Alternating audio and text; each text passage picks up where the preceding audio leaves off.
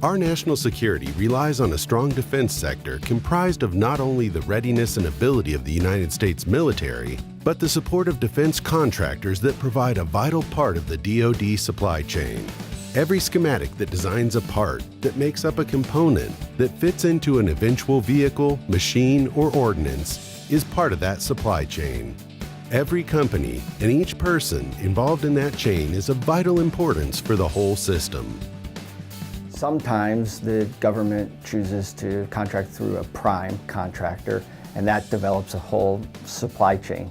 Okay, and so we tend to be the first tier supplier to the prime, but then we may have second, third, fourth tier suppliers, and all those critical defense requirements all have to flow up and down that supply chain. The DoD supply chain relies on U.S. defense contractors with over 1,300 located within the QC region to lead the way in technology and innovation.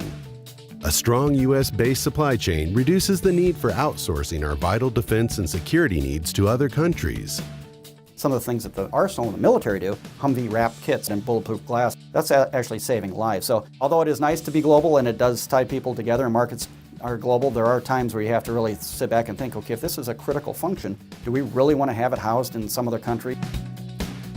It makes you feel good that you're making good equipment for our young men and women who are serving in the field, protecting our country. And you want to be a part of that. At least the people in our company want to be a part of that. Since 2007, the Department of Defense spent at least $250 million on average annually in the Quad Cities region. For those many specialized industries, including service providers, this represents a substantial portion of their annual revenue. The impact of the defense supply chain on the Quad Cities is significant. There's 6,000 jobs in the Rock Island Arsenal.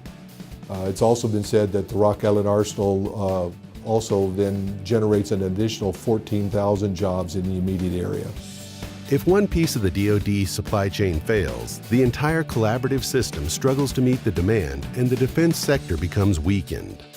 Diversification of products as well as the client base, both military and civil, can prevent this from happening.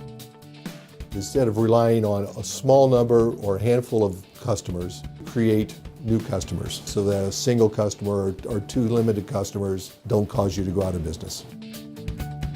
Some of our products like aerial refueling are very defense application specifics, but we develop technology out of that have commercial applications. We've diversified within the military sphere, and we would really like to diversify into the commercial sector with our product line because we do feel that there is a lot of carryover. The Hub is here to help defense contractors and those businesses that provide them goods and services in the sub-tier supply chain network diversify and become more resilient to cyclical spending by the DoD. When there's downturns in that military spend, there are ripple effects across our business community here, and this program is to help them diversify with those initiatives.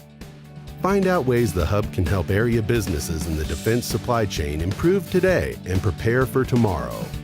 Visit quadcitieschamber.com/QCMIH to learn more.